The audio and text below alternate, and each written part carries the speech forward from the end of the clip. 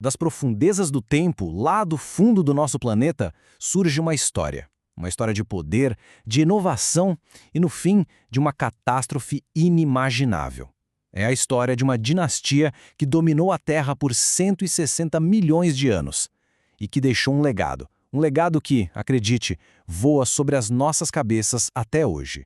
Essa é a saga dos dinossauros. Mas antes da gente embarcar nessa jornada, um aviso importante. A ciência está sempre em movimento. É um processo de descoberta que não para. Então, tudo que vamos conversar aqui é baseado no que a gente sabe hoje, ok? A paleontologia é um campo vivo que se transforma a cada novo fóssil que a gente encontra. Pode parecer uma pergunta meio aleatória, né?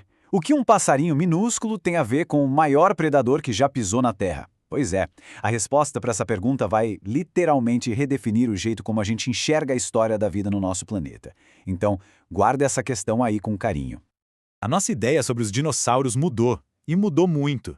A gente saiu daquela imagem de monstros lentos e meio bobos para uma visão de atletas super ágeis. Uma verdadeira revolução no que a gente achava que sabia. E tudo começou bem aqui. Em 1842, um anatomista chamado Sir Richard Owen criou o nome Dinossauria, que quer dizer lagartos terríveis. Esse nome já entrega a visão da época, né? Criaturas gigantes, com cara de réptil, quase monstros mesmo. E essa ideia, olha, durou mais de um século. O contraste entre o antes e o depois é impressionante. De um lado, aquela imagem antiga de bichos lentos arrastando o rabo no chão, quase um erro da evolução. Do outro, a gente tem a renascença dos dinossauros, que começou lá nos anos 60, impulsionada por achados como o do Deinonychus. Ela nos mostrou um cenário completamente novo. Animais ágeis com metabolismo a 1000, super complexos socialmente e, o mais importante de tudo, os ancestrais diretos das aves. Agora, para a gente entender essa dinastia, a gente precisa conhecer o palco onde tudo aconteceu. O mundo mesozoico, um planeta que não parou de mudar ao longo de incríveis 160 milhões de anos. A jornada começa no Triássico, num supercontinente gigante e seco, a Pangeia. Depois, no Jurássico, os continentes começam a se separar, o clima fica mais úmido e aí surgem florestas enormes, o cenário perfeito para a ascensão dos gigantes. Já no Cretáceo, o mundo já estava mais parecido com o que a gente conhece, com os continentes mais espalhados e uma diversidade de vida espetacular. A própria Terra foi o motor da evolução deles. Essa dinastia imensa dos dinossauros se divide em duas grandes linhagens. E o que define cada uma delas é uma característica bem específica: o formato da bacia, do quadril deles. Primeiro, temos os saurísquios, os bacia de lagarto. Esse grupo é fascinante porque ele tem os dois extremos, sabe? De um lado, os maiores predadores que já andaram na Terra, os terópodes. Do outro, os maiores animais terrestres que já existiram, os sauropodomorfos. A pergunta que não quer calar é: como é que os saurópodes ficaram tão gigantescos? A resposta é uma aula de engenharia da natureza. Eles tinham ossos ocos, que nem os das aves para diminuir o peso, cresciam numa velocidade absurda para escapar dos predadores, e as cabeças eram pequenas porque eles não perdiam tempo mastigando. Eles só engoliam e deixavam a digestão rolar em intestinos gigantescos que funcionavam como uma usina de fermentação. No outro extremo dos saurísquios está a precisão mortal dos terópodes. E que variedade, hein? Tinha desde a força bruta do T-Rex, com uma mordida que esmigalhava ossos, até o Spinosaurus, que era adaptado para uma vida meio aquática, e a agilidade dos Raptors, que usavam aquela garra famosa para prender as presas. A outra grande família é a dos ornitisquios, os de bacia de ave. Todos eles, sem exceção, eram herbívoros. E olha, eles desenvolveram uma das adaptações mais espetaculares que a gente conhece para comer plantas e, claro, para não virar comida de predador. E dá para ver bem essa especialização aqui. Os tirióforos eram os verdadeiros tanques de guerra, tipo anquilossauros. Os ornitópodes, como os hadrossauros, tinham verdadeiras baterias de dentes para moer as plantas com muita eficiência. E os marginocefálios usavam seus crânios super elaborados como chifres do Triceratops, tanto para se defender quanto para se exibir.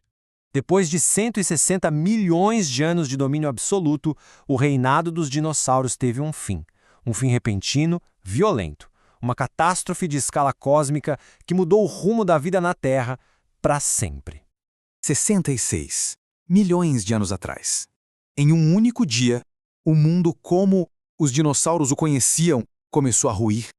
Hoje, a evidência é muito clara. Primeiro, a gente descobriu uma camada fininha de irídio no mundo todo, um elemento raro por aqui, mas super comum em asteroides.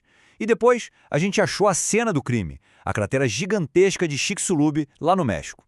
Não tinha mais dúvida, a história era sobre o impacto devastador. O que veio depois foi apocalíptico. O impacto liberou uma onda de calor que simplesmente incinerou continentes. Depois, a poeira e as partículas subiram para a atmosfera e mergulharam o planeta num inverno de impacto que durou anos, bloqueando a luz do Sol. Sem Sol, as plantas morreram. Sem as plantas, os herbívoros morreram. E sem os herbívoros, bom, os carnívoros também se foram. O resultado final? Uma aniquilação. 3/4 de todas as espécies do planeta simplesmente desapareceram, incluindo, claro, todos os dinossauros que não eram aves. Foi uma das maiores extinções em massa da história da Terra. Mas essa não é a história toda. Em meio a toda aquela devastação, uma linhagem improvável não só sobreviveu, como floresceu. E essa linhagem carrega o legado de seus ancestrais até o mundo de hoje. Pois é, nem todos os dinossauros morreram. É bom lembrar que nem todos eles eram gigantes. Uma linhagem bem específica de pequenos terópodes carnívoros, cobertos de penas, os maniraptores, eles conseguiram passar por essa catástrofe. E por que eles? Bom, eles tinham um kit de sobrevivência perfeito. Eram pequenos, então precisavam de menos comida, comiam praticamente de tudo, tipo sementes e insetos, que continuaram por aí, se reproduziam rápido e, o mais importante, muitos podiam voar, o que permitiu que eles escapassem do pior que estava acontecendo lá no chão. E aqui a gente chega no ponto principal. A resposta para a nossa pergunta lá do começo. O que um pardal e um T-Rex têm em comum? Absolutamente tudo. As aves são a única linhagem de dinossauros que sobreviveu à extinção. Na classificação biológica, elas são dinossauros terópodes. Os dinossauros nunca foram embora de verdade. Eles estão nos nossos quintais, nas nossas cidades, nas nossas florestas. A história deles é um épico de ascensão, de domínio e de uma vulnerabilidade súbita a forças que vêm do espaço. Isso faz a gente parar para pensar, não é?